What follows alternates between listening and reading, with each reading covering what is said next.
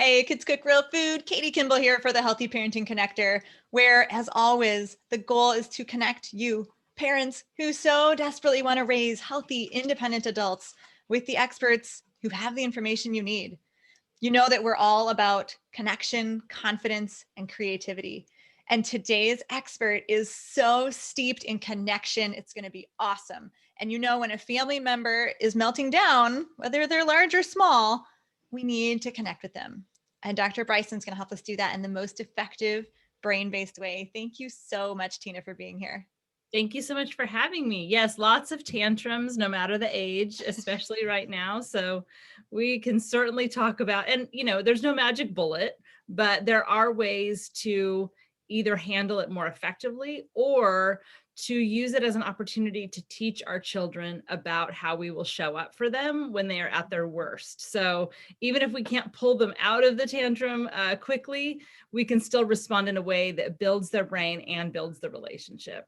Oh, that's such a good reminder. And I think, some of us are fixers. We want to fix things. And so it's a great reminder to find that silver lining and that benefit, even if we can't fix. And I do a lot with like health and functional health and getting to the root cause in our physiology. And I feel like this is our conversation today. We're going to talk about sort of what is the root cause mentally of a meltdown, again, regardless of age. So let me officially introduce you, and then we'll jump right in.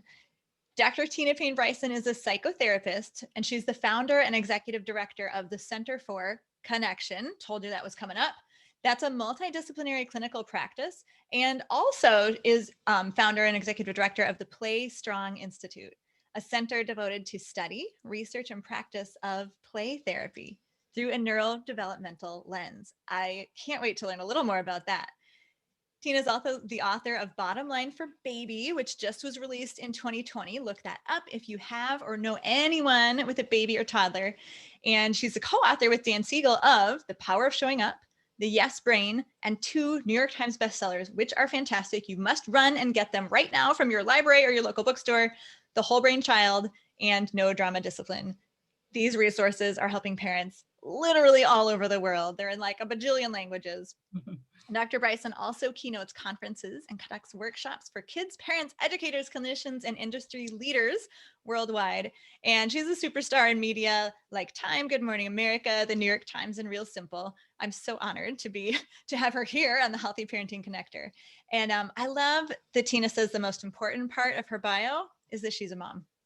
And she actually specifically limits her clinical practice and speaking engagements so she can spend time with her family. We're all nodding, smiling, and applauding inside Tina. And alongside her husband of 25 years, parenting her 3 boys is what makes her the happiest.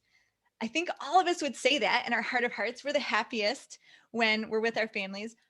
Day to day, minute to minute, doesn't always feel so happy. We might not be happy with the behavior our children exhibit. We might not be happy with the behavior we exhibit. And that is why we are here today. So we're talking specifically meltdowns, but first let's pull back to big picture.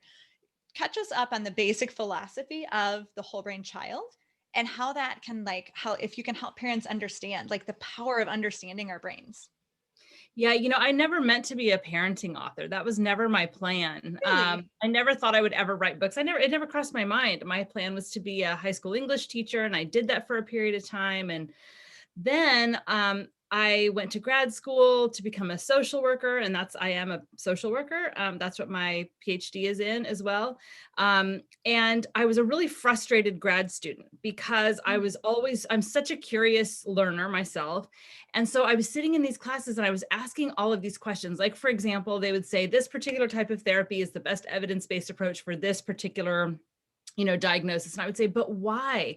What is the mechanism of change about that therapy that has that impact that doesn't impact other, diagnoses in the same way? I was really frustrated because I couldn't find answers to the mechanism questions, like why and how does that work, until I was in I had just finished my first semester of my PhD program. I had an 18-month-old that was about to turn 2. And I went to a conference called From Neurons to Neighborhoods.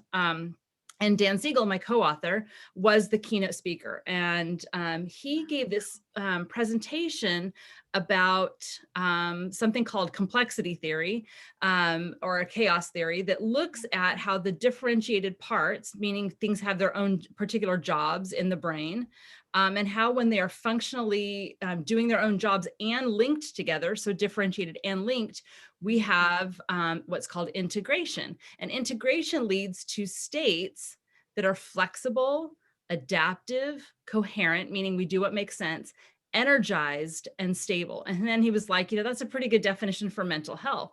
And then he talked about ways, and he wasn't talking about children at the time, but he was talking about ways that we can promote integration, about having the different parts of our brain work together as a coordinated whole. And when that happens, it leads us to an integrated state where we are really grounded and regulated and working well in the moment. And then over time, having brains that work that way, as our main default. And so I was like, oh my gosh, my mom was with me. My mom's a therapist. And I was like, Mom, I have to follow this guy. I have a professional crush.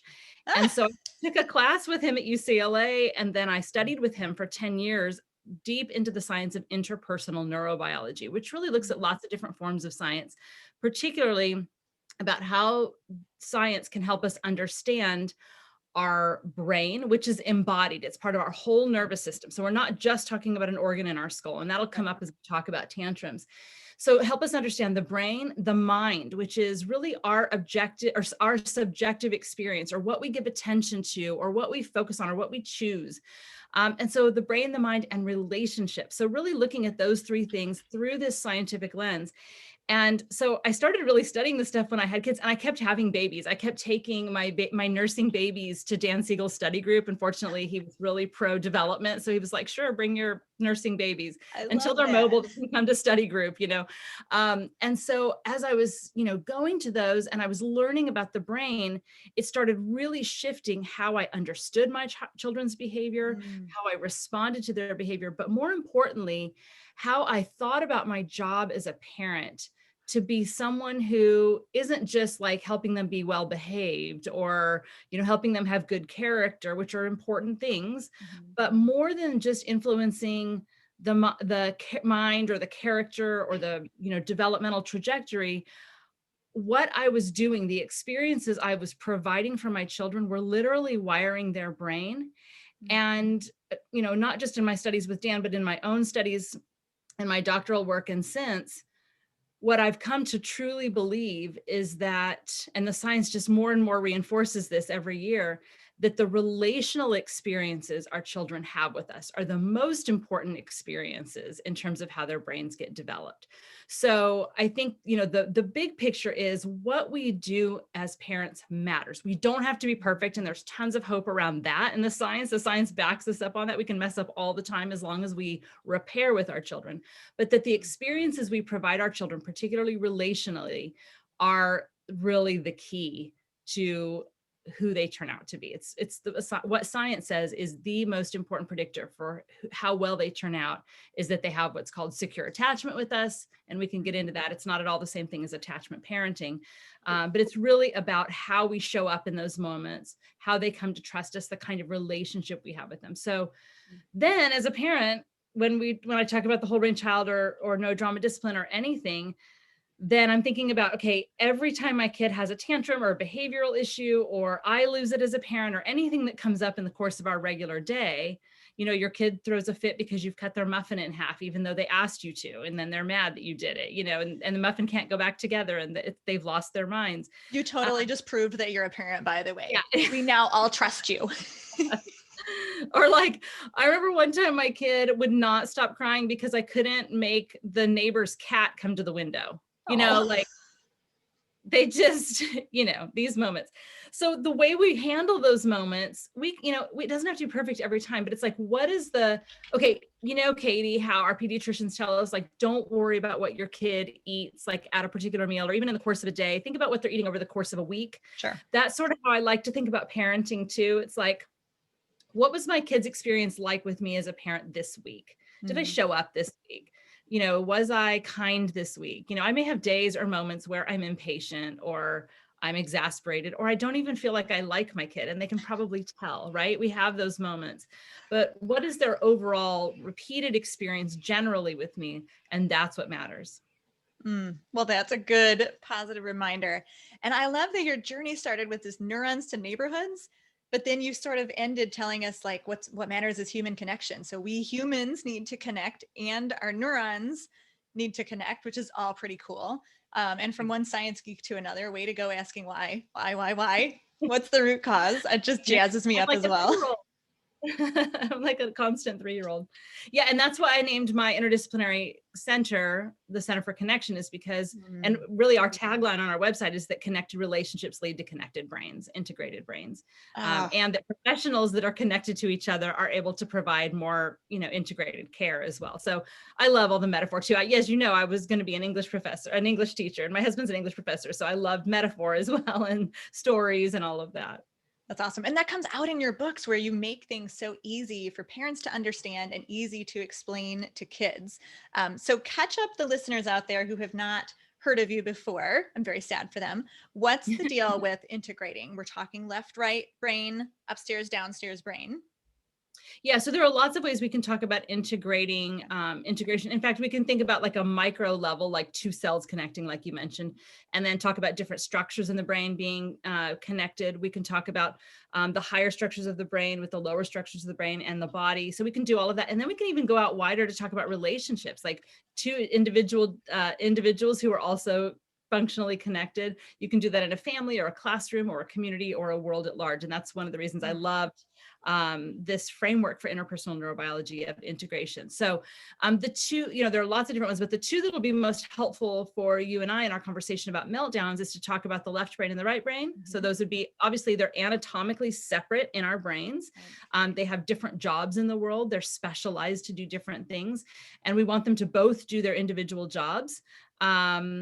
And I guess I'll finish with that, and then I'll talk about the upstairs, downstairs brain. So the left side of the brain is specialized to look at the details and to answer the question why. And by the way, just as a quick, really interesting developmental piece, but for a neurotypical kid who was born on time, otherwise the timing might be different, although the same pattern will emerge, is that from ages 18 months to about age 3, this is when we have the largest left brain growth spurt in our lifetimes. And so this is why 3-year-olds ask why, is because they've had that left brain growth spurt. And that's one of the things the left brain lives for, is to understand the why. It wants to explain cause and effect. It looks at the little details. And by the way, their second left brain growth spurt happens, the left and right take turns. The second left brain growth spurt happens between age 5 and 7.5. And that's typically the reason kids typically learn to read in that window, is because the left brain takes those sounds and is able to break them down and then push them together. And they're not quite yet reading for meaning and context, which is much more what the right hemisphere would do, until they have those micro things down. So it's just always interesting to look at the developmental piece as well as, brain function and the neuroscience. So the left hemisphere is where we use, I love to use the list of 4 L's, and the left hemisphere loves organized things. So logical, linear, so putting things in order, linguistic, using words, and very literal. So, I remember when my kid was in that left brain growth spurt, when he was 2 or whatever, and I would say, hey, let's hit the road. And he would literally like hit the road. Or you'd say, keep your eye on the ball, and they would put the ball to their face, things like that. There's lots of really cute stories people have shared with me about that. And then the right hemisphere is not more emotional. That's actually a myth. Emotion is through the entire brain and body. A lot of our emotion actually starts in our body.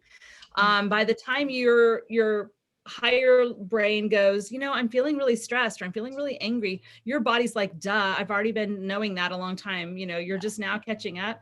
So, which is actually really great, because don't let me forget, because we can actually shift our emotional states and our kids' emotional states by using our bodies as a way to shift how we're feeling. But the right hemisphere understands emotion, processes emotion. So the left brain is more like an emotional desert in terms of understanding it, recognizing it, noticing it.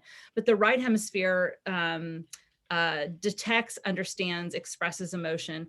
instead of being linguistic, it's more nonverbal. So it sends and receives nonverbal information. It looks at the overall meaning, the context, the feel, the images around it, the bodily sensations, all of these things. And so really when we're talking about, emotion and body, all of those things, meaning, we can see that children are dominant in the right hemisphere for the first 3 years, even though that left brain growth spurt kind of helps them become more integrated at 18 months. But really the first 18 months, they are totally right hemisphere creatures for the most part. So what this means is we can think about, remember the idea of integration is that the differentiated parts, these guys right and left are specialized to do different things, but if they don't work together as a coordinated whole, we have problems, right? And this is where one of the ways we can understand tantrums is that the left helps us, make sense of things, but it's an emotional desert, and the right hemisphere can be an emotional tsunami. So when we're not integrated, we can either be cut off from our emotions. And we know a lot of adults and kids who do this, right? They're cut off from their emotions. So they're living more in the left hemisphere, a left hemisphere mode of being. Or we can be flooded by emotions in the right hemisphere without a making sense process, right? And a big part of why that happens developmentally for kids is thinking about that first 18 months, big right hemisphere growth spurt, 18 to 36 months, left brain growth spurt. And then from 36 months to age 5, this is another huge right brain growth spurt. So these really are the tantrum years between 3 and 5. It might start a little bit before 3. People talk about the terrible 2s, but they're not. 2s are really pretty lovely until about 2.5, 2 3/4. Then we start seeing this reactivity, this more tantrum type behavior. So really it should be the tantruming 3s and the effing 4s, because 4-year-olds are so hard. With all 3 of my boys, I found 4 to be really a challenging age. So they have these emotional tsunamis without the ability to say, well, it's not a big deal if my muffin's not cut in half, right? Once they start hitting 5, that starts happening more, where they put things, they can kind of have an understanding around things. And you can imagine if you don't understand how cause and effect works and how the why behind things very well, and you don't have words yet to fully explain and understand, things seem like they randomly happen out of nowhere. Like now my muffin's cut, because, like it just can be really overwhelming. The other way we can think about tantrums is the upstairs downstairs brain. I think this is actually a little bit more helpful. And that is that the higher structures of our brain, which take longer to build, Dan and I call the upstairs brain. Just like the upstairs of a building, it takes longer to build, but once you're up there, you have better perspective, you can see farther. But the lower structures of the brain, the brain stem, the limbic area, both of those are fairly well developed at birth. We call that the downstairs brain. It's like the bottom floor where all the essentials are. But the upstairs brain, which is our cortex and particularly our prefrontal cortex, don't develop until the mid-20s. So, we can think about the way I actually explain this to kids is I ask them to take their hand and make a 5 and then make a 4. So they're tucking their thumb across and then hug their thumb with their fingers. So basically you're making kind of a fist, but your thumb is tucked inside. And to talk about the bottom of your hand and your wrist and into the middle of the palm of your hand and your thumb, all of that would be the downstairs brain. And that's kind of where it would sit as the lower structures of the brain. And then the back of your hand and the coming around to the front of your fingers, that whole rounded part would be your cortex, your prefrontal cortex. And the way I teach it to them is I say, these lower parts of your brain down here, this is the part of your brain where you have really big feelings and you just want to do something. But the higher parts of your brain, where your fingers are and the back of your hand, the higher parts, this is where you can pause and make calm, kind choices and be a problem solver. But sometimes when your feelings get really big and you really want to do something, you can flip your lid. And I then pop my fingers up into the air from my hand model. And it's hard to pause and make calm, kind choices and be problem solvers. And so then I ask kids, what do you do to hug your downstairs brain? And I pull my fingers back down over the thumb. What do you do there to hug your downstairs brain to help it calm down again? So know that that's what happens, is that when we get really activated with emotion, particularly, or fear, something frightening happens, the higher structures of our brain are not processing information in the same way. The lower structures of our brain really take over. And so this is where we often see these tantrums emerge. And we can actually think of it as not only is it an undeveloped brain that's not able to process information, but also to say, okay, when that happens, my child is not making choices. So we often say things like, make a good choice. They're Mm. not accessing the part of the brain that helps them make choices. Or we say, stop crying. That's, if anyone's ever told you to stop crying, it's really hard to do, by the way. Um, so we often give them instructions, that aren't helpful. It can make things worse, but we can understand that when that prefrontal cortex kind of goes offline and we are functioning more in our reptilian and a more primitive mammalian brain, it actually is a stress response. And so there are actually stress hormones running through the whole body. It can feel very stressful to kids. I mean, think about times as parents we're out of control and how terrible it can feel in those moments. Yep. And then they can't even understand really what's all happening. And then, we can just keep in mind as well, and this is another little nerdy science thing, is that the part of the brain that lights up when we're in physical pain is the part of the brain that also lights up when we are in emotional pain. Mm. So if you think about how you respond to your toddlers and your school-aged kids and your adult kids, whatever, when they're physically hurt, and how you respond in those moments, how different is it when you respond when it comes out as a behavioral, emotional meltdown kind of thing? And do you respond a lot less nurturingly, a lot less patiently? Are you blaming them? Those kinds of things. So it's a really interesting way to kind of think about our response and how we're making sense of that behavior. Sure, absolutely. I mean, I guarantee most people react differently. Much sympathy and empathy when physical pain happens, to frustration at minimum when tantrums are happening. So when those meltdowns occur, I mean, whether this is a toddler tantrum, a teenage meltdown, a mom-splosion, they're a little messy, but I do think that knowledge is power. Like knowing more about the brain can help us teach our children, can help us respond better. So what is that first step to using left-right brain integration in that moment? Well, the first thing to know is that we often respond in those. So if anyone, it could be your spouse, it doesn't matter. If anyone's having a tantrum, typically the way we respond to someone having a meltdown is with which we can think of as a right brain mode. They're in, like, their right brain mode is switched. Their left brain is not working very well in those moments, because they'll even say things that aren't even logical. Like I remember one time my kid said, I hate homework and my birthday isn't for 9 more months. And I was like, okay, like, what do you want me to do about your birthday coming sooner? Like they Aw. don't even say things that make sense. But when they're in that right brain tsunami, we often use left brain responses. So we come in with lots of words and lots of explanations and lots of, well, if you had listened the first time, and we're explaining, and it's almost like we're speaking a foreign language. They cannot process so many words, and they can't process us telling them to make a good choice, or, those kinds of things. Or you need to pull it together, or I don't want to hear it. Like, and by the way, when we tell our kids repeatedly, I don't want to hear it, know that they internalize that. And when they are teenagers, they already don't want to tell you things. But when we give our kids repeated experiences of some version of, I don't want to hear it, we communicate to them, I'm only interested in interacting with you and having a relationship with you when you've got it together. And we want to give our kids the opposite of that message. We want to give our kids the message that at your absolute worst, I'm here. And that doesn't mean we don't have boundaries. So we can talk about that too. But so in that moment, we need to connect and redirect. This is the first strategy in the whole brain child, and it's the framework for all of no drama discipline. So first we want to, the thing that reintegrates the brain the fastest is safety and connection.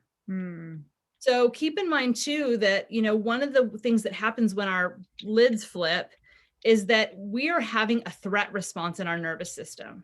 So we're acting as if some dangerous thing has happened. Our threat circuitry gets activated. So we go into fight, flight, freeze, collapse.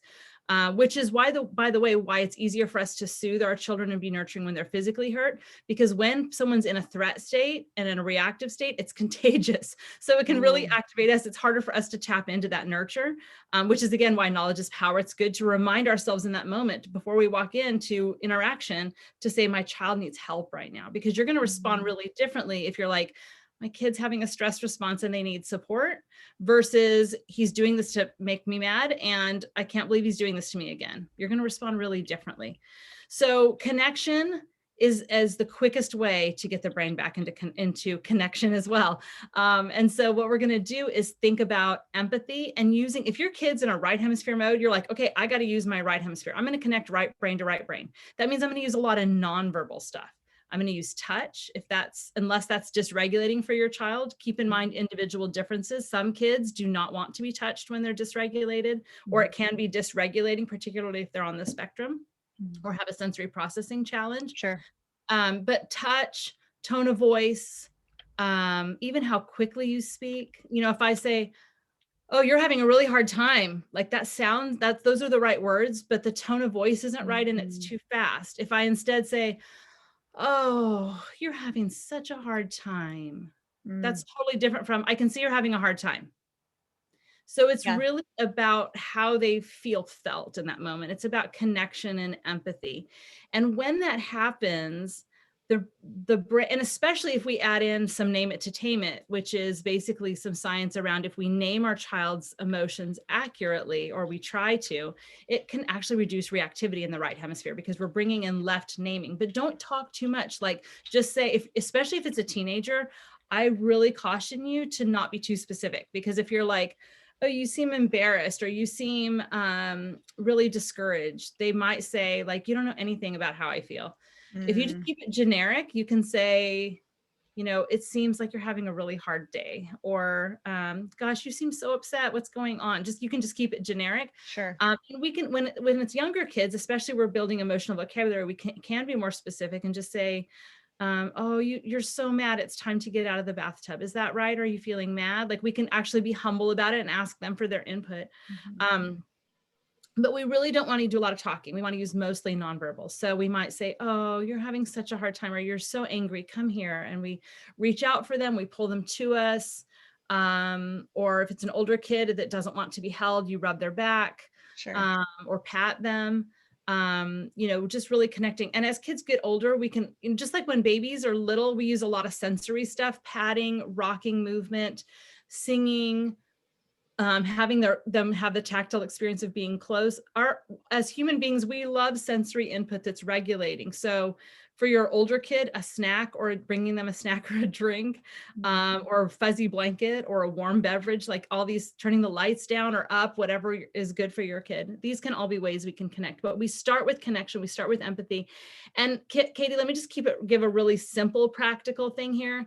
So I worked with a family. I'm a therapist. So I worked with a family who had a 5-year-old who was having 45-minute to hour-long meltdowns like 6 or 7 times a day. And that would be outside of what we would expect developmentally at that age. Ugh, that's exhausting. So yeah, it was really, really tough. And so that's when, and I know you're big into chasing the why. So when someone comes to me and they say, hey, this is what's going on, we don't know what to do, and is this normal, and whatever, and I hate the word normal, but we say, okay, let's look at some developmental parameters of what we would expect at this age. And so anytime the demands of our environment and our capacity to navigate our environment are not a match, we're going to see a lot of reactive behavior. And reactive behavior can either be externalizing, tantruming, aggressive behaviors, fighting. Reactive behaviors can also be shut down, withdrawn, depressed, kind of more collapsed types of behaviors. Sure. And so anytime the match between the capacity and the demands is chronically a huge gap, that's when we're going to really see behavior issues at school and at home, and those kinds of things. And a lot of parents are feeling that right now during the pandemic, that what's being asked of us and what's possible is a big gap. And that's why it's so hard for parents right now. So in that situation, the first thing I want to do is I want to be curious and say, why is that gap there in a way that we wouldn't expect developmentally? Is there trauma? And I have like a whole list of things I go through as a clinician. Is there trauma? Is there a medical issue? Is there a sleep, issue? Is there a learning challenge that hasn't yet been found? Maybe there's an auditory processing disorder or something like that, Right. even the parents giving instructions is not, the kid's not doing it. Yeah. There might be a sensory processing challenge. So there's like a whole bunch of things that we might want to look at. Sometimes there's asynchronous development where a kid in some ways is developing faster than their peers cognitively, but they're behind in terms of social and emotional stuff.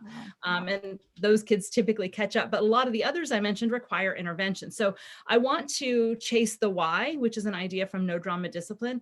Why is this gap there? And then the intervention is, and this is helpful for all of us as parents right now too, or anything that your kid is having a rough day, is we first start with, how can I reduce the demands while I build capacity? Beautiful.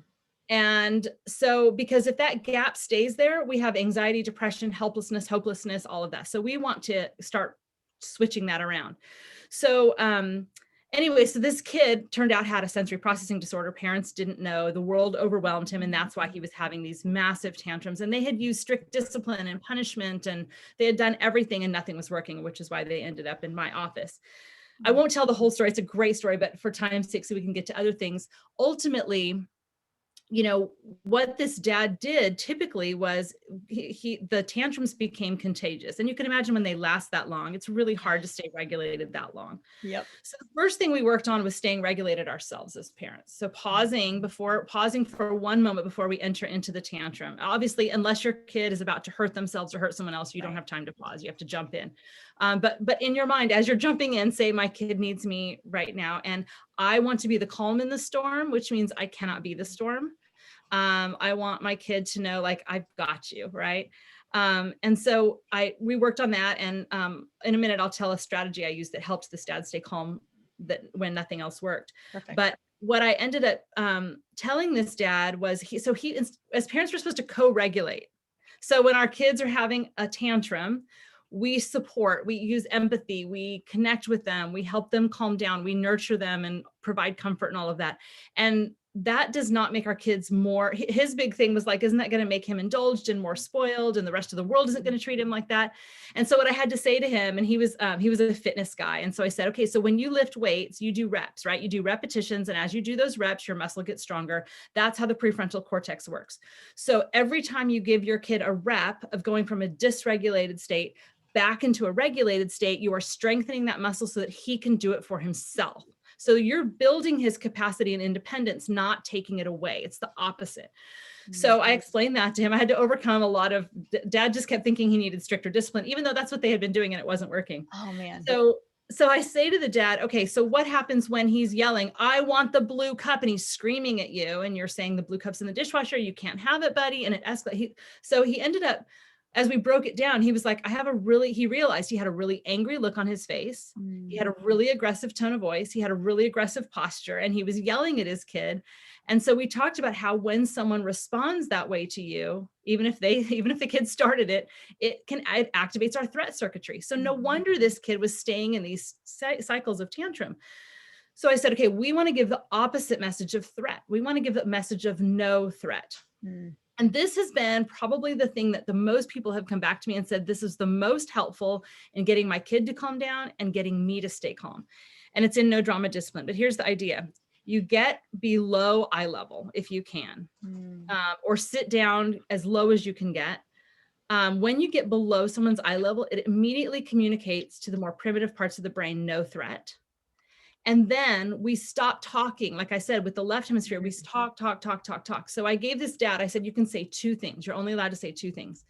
One, something empathetic about how he's feeling. Like, oh, buddy, you're having such a hard time. You're so disappointed about the blue cup. Okay, so that's number one. And number two is, I'm right here with you. And if we all think about that for a moment, if at your worst times growing up, your parent had simply said to you, I will listen. I'm right here with you. That would have been transforming for a lot of people. So that's what we really want to communicate to our kids is, I can see you're having a hard time. I'm right here with you. And, Dan and I talk about that a lot in The Power of Showing Up too. it's incredibly liberating for me as a parent. Once I realized, Katie, you mentioned the idea of fixing, we want to fix it. Well, yep. I spent so much time in my early years of parenting, so much cognitive resources, so much attentional resources, so much emotional resources in the moments, in the hot moments where everything was coming apart, trying to figure out, what do I do? What do I say? How do I fix this? How do I stop this? And the truth is, we don't have to do any of that. This is incredibly liberating as parents. So this is important. If we can realize that when our child is tantruming or having a meltdown or anything, that all we have to do is show up in the moment with our calm presence, which I know is a huge ask. And getting below eye level helps us stay calm. Taking a deep breath where our exhale is longer than our inhale, putting a hand on your chest and just taking a deep breath with that longer exhale. These are things we can try that are more bottom up strategies, getting our nervous system to help us be calm instead of just telling ourselves to be calm. Then in those moments, if we can show up with our calm presence and just be empathetic and say, I'm going to walk with you through this, that is the only thing we have to do. And what's powerful about that is not only does it give our kid a rep of going from dysregulated back into regulated, but it also builds resilience, because it tells my kid, not only can I handle your big feelings and your big, hard, stormy things, I can handle them. You don't have to protect me. I've got you. Because a lot of times when parents freak out, kids know, like, that didn't feel good, or my parent criticized me and that didn't feel good. I'm not doing that again. I'm not sharing that again. Or my mom freaks out, like, I don't want to deal with that. Or now I don't want to make her upset. Sure. So to say, I can handle this. But more importantly, we communicate to our kid, I trust that you can handle this. So when my kid's lying in bed, thrashing like a fish out of water because he doesn't get to stay up late like the big brothers, and I'm trying to read and he's like hitting the book and being totally dysregulated, instead of saying, what, like, I want to, if you're going to do that, I'm not going to read to you tonight, which threat-based parenting does zero to build skills for the next time and just co-escalates things. I can say, you're so disappointed that you're not getting to stay up. And I think you feel like it's not very fair. And that's so hard to feel that way, isn't it? And he yells louder and kicks harder because I've hit it, right? I've hit what the feelings are, named it. And then I say, I know that can feel so hard, can't it? And I'm just with him, and I just say, let me know when you're ready to read. And I'm just going to sit there with him while he feels it. And on the other side of that, his experience is like, well, my mom trusted that I could tolerate feeling disappointed and feeling unfairness and how awful that feels. And I got through it. And so I must be strong enough to handle those feelings. So I think that's so important. That's kind of what we're talking about how we respond in those moments matters. And I just want to say one other thing about limits. So I love to tell the story about a time when my son wouldn't get out of the bathtub and he was tantruming. And so I knew he's already melting down in the tub because there was one Lego guy that wasn't in, and he needed that one Lego guy, even though he had 50 other Lego guys. You know how this goes, right? You know exactly that scenario. So I know it's going to be bad. He's tired. I'm tired. So I tell myself, okay, this is going to be hard. He's going to need you. So you are the calm in the storm. And I literally imagine that he has a volume dial on him, not for sound, not for like the mute button, but that his nervous system is turned all the way up. Nervous system is in reaction mode all the way up. And my job is to turn down that volume dial, to soothe his nervous system. And when I imagine that, it helps me a lot, because I'm like, I've got a project I'm working on, right? So he says, I'm not getting out. And I say, you can either get out by yourself or I will help you get out. So I'm setting a boundary. I'm holding a boundary. I want to make really clear that all this emotional responsiveness, all this empathy, all this staying present while they have reactive behavior does not mean we don't have boundaries. It does not mean permissiveness. Having boundaries, limits, expectations helps our kids feel safe. So I hold my boundary. So I'm going to say no to the behavior of staying in the tub, but I'm going to say yes to his experience and his emotions and expressing his emotions to me, so that he doesn't get the experience from me that I'm like, I don't want to hear it. I don't want you to express your emotions to me. So I lift, he just says, I'm not getting out. And so I slip my hands under his slippery little armpits and I lift him out of the tub. And as I do that, this is where I'm practicing that scene, that like being connected and feeling felt. And I say, you're so mad bath time's over. You really wanted to stay in because you really wanted that Lego guy. I know, honey, it's so hard, isn't it? And then I wrap the towel around him and I say, if you need to cry for a little while, I'm right here with you while you cry.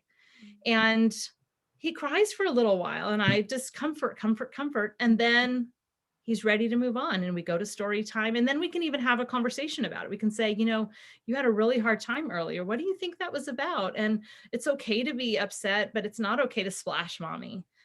So what could you do next time when you're angry? So it's not that we're not addressing the behavior. We have to keep in mind, and this is from No Drama Discipline, that behavior is communication about what skills need to be built. So he's basically like, hey, mom, I need some skill building around handling disappointment when things don't go my way. Mm. And as a person who understands the brain, I go, oh, that will just happen naturally from development. I don't even have to do anything about that. Just be there with them and wait. Exactly. And then I say, okay, discipline is about raising children who are self-disciplined. So that means that's a lot of teaching and skill building. The whole point and purpose of discipline moments is teaching and skill building. When our kids are in tantrum modes, they cannot learn. Their brain is in a reactive mode. It's not in receptive mode. So in the name of discipline, and by that I mean teaching and skill building, the number one thing we have to do is connect with our kids first so that they can move from a reactive state back into this integrated receptive state where their brain is working together, where they haven't just flipped their lids or they're just in the right hemisphere, but they now have a brain that's ready to learn. And the quickest way to get them there is through connection. And the last thing parents want is to be the Charlie Brown teacher voice.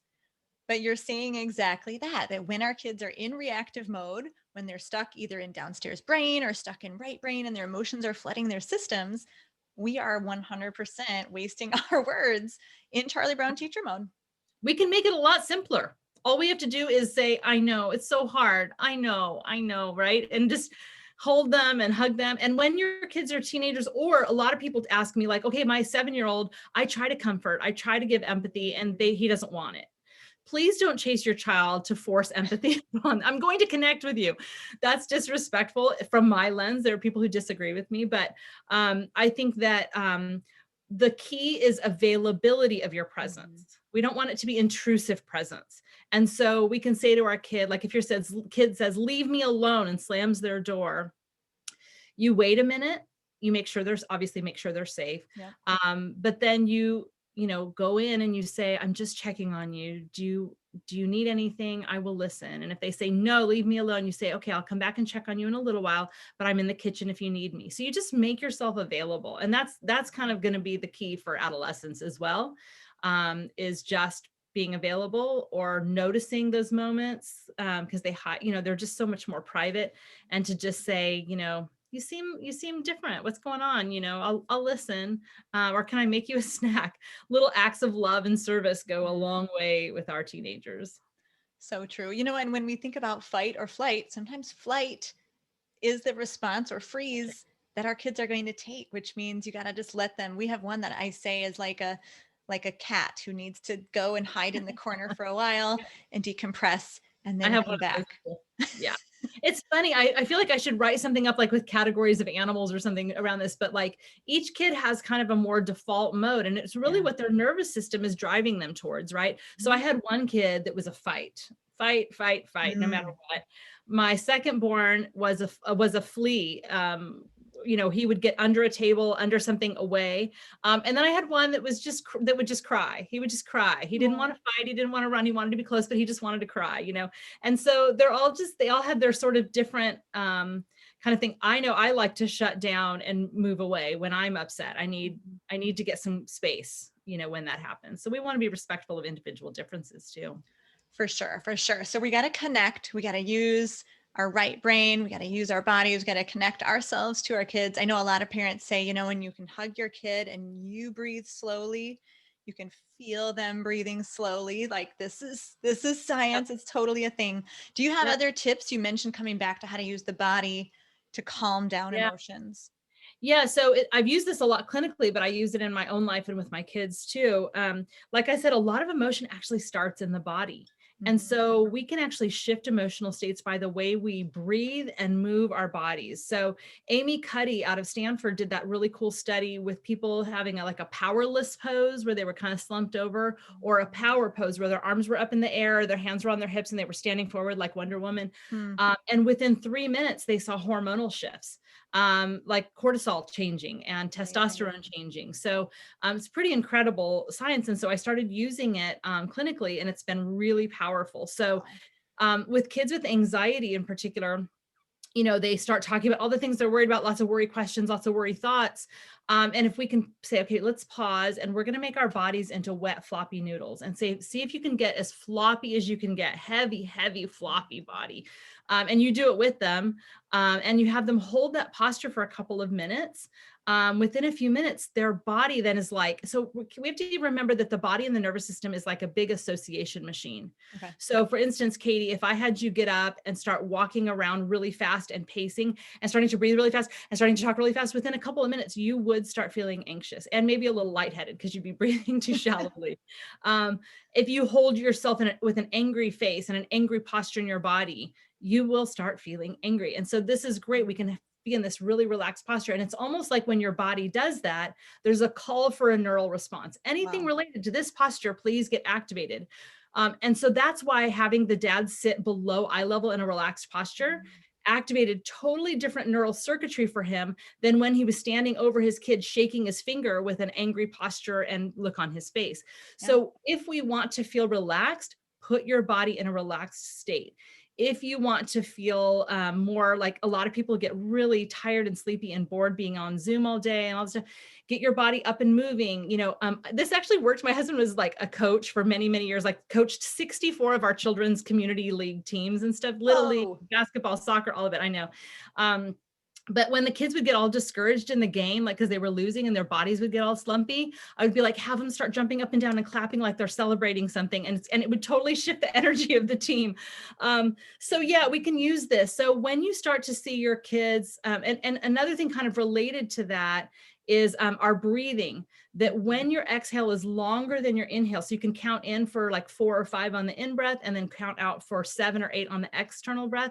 If you do that a few times, it totally downregulates the nervous system. It activates the parasympathetic branch. So you can teach your kids that. That's why some people teach like the blowing the dandelion or blowing out the candle, that kind of thing. Or when we sigh, it helps regulate our nervous system a little bit. The other thing is, when we get too much nervous system arousal that can lead to these acting out, externalizing kinds of things, screaming and yelling, crying, aggressive behaviors, aggressive verbally, those actually release nervous system arousal. So when our kids do those things, it's actually a way for them to release some of that so they can get back into regulated states. But 2 other things that do that as well, that we can kind of lean on as parents if we're starting to notice things are not going in the right direction. One is movement. So getting your kids walking, getting your kids playing keep it up, dancing, lifting cushions off the couch to build a fort, all of those things. The other is laughter. When we laugh, it releases nervous system arousal. So bringing in silliness and laughter and playfulness can also release some of that nervous system arousal. So those are just some kind of more bottom-up, body-based ways we can shift emotions. That was so awesome. And I mean, you're speaking my language as a stress mastery educator. So we'll link to other resources I have on like the 2X breathing and bottom up processing and all of that. One question about food, since that's kind of what we do here at Kids Cook Real Food. We're all about building those life skills, those independent, healthy adults, children who grow into independent, healthy adults. So I had a question from Sophie on Instagram about how to balance not forcing kids to eat foods that we know are healthy, but we want to give them freedoms to make their own choice. And do you have like a brain-based strategy for that? One important thing thinking about this from a brain lens is that, again, the brain is an association machine. So if meal times and mealtime moments are repeatedly with an exasperated parent, an impatient parent, an angry, frustrated parent, or there's a lot of forcing happening that doesn't feel good to our kids, they will associate negativity and avoidance with those meal times. So, and same thing with sleep. If we have lots of battles around sleep and we're yelling and we're making it really frightening and unpleasant for them, they're not going to want to sleep. So we want meal times and bedtimes. We want our kids to want to do those. So we want to make them positive and feeling good. And I think, we are meaning makers for our children. When our kids hear a scary noise and they look at us and we look relaxed, they aren't afraid. If we look terrified, they feel terrified. So we are meaning makers around school and eating and all of these things and sleep. So we, we're creating meaning around what is it like for me to be an eater? What is it like for me to be a person who consumes food in our family? What does that feel like? What is my role there? So we really want to keep things positive. I think and I'm a big fan of Catherine McCord, who is Weelicious on Instagram, and she is really great at getting kids to eat really, really healthy foods. And she basically, I did an Instagram live with her recently, and she talked about how we just keep setting healthy things out, and those are the options. And eventually, over time, the more they taste them, the more they become integrated into their diet. One of the tips, and this is not mine, I learned it from someone in a magazine or something. If kids, especially picky kids, getting a muffin tin and putting a bunch of snacks and dips in the little holes. If it just looks different and looks fun, sometimes our kids will try things, especially with dips, but just make good options available to them. But I would really avoid forcing, pushing, and getting upset if they don't, because that will be associated negatively and make them avoid those foods even more. Absolutely what we teach here at Kids Cook Real Food as well. And I love that idea of the brain being an association machine. I might have to borrow that. My goodness, Tina, so much powerful information, so much practical information. I feel more well-armed, and I knew all this, but my brain lets things fall out sometimes. We need lots and lots of reps. I do too. Yep. So we're very grateful to you as parents who are going to implement more whole brain discipline, more connection with their kids. And especially in this time, in this pandemic, we need human connection within our families. We need to make sure that we're continually associating our kids' brains with the fact that human connection isn't bad, right? There's going to be probably some undoing, and that's a whole interview for a whole other time, but some undoing to redo human connection and the power behind that. But thank you again so much, Tina, for all this information. I really appreciate it. Thank you for having me. Listeners, we will be back next week with another episode of the Healthy Parenting Connector, connecting you with those experts who can build your brain and your parenting toolbox to help you raise those healthy, independent adults. Thank you.